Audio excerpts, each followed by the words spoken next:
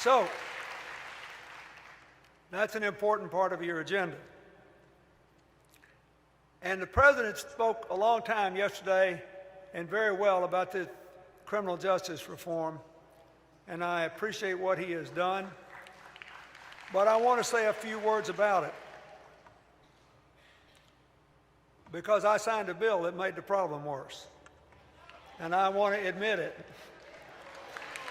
And but here's what happened. When I took office, we had had a roaring decade of rising crime. We had gang warfare on the streets. We had little children being shot dead on the streets who were just innocent bystanders standing in the wrong place.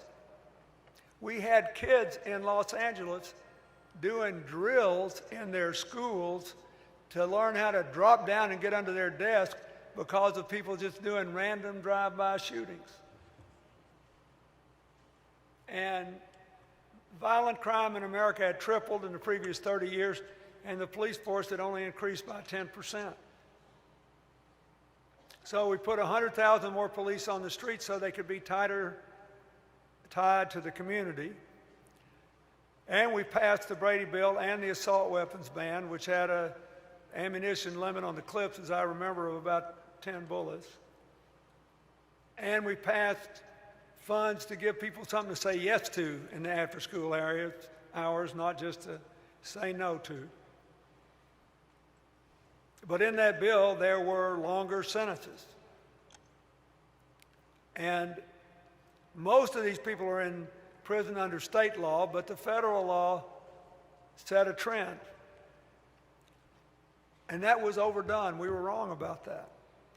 That percentage of it, we were wrong about. So the good news is we had the biggest drop in crime in history and the first 8-year decline in crime in history.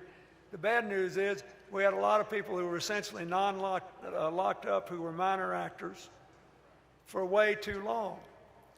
And when I was in office at the end of my term, we took care of some of them, the so-called girlfriend cases in drug busts, where all these young women, many of whom weren't even involved in any drug transaction, wouldn't rat out their boyfriends, and so they wound up getting set up the river. Then the boyfriend would sometimes rat out somebody else and get a shorter sentence than the woman did.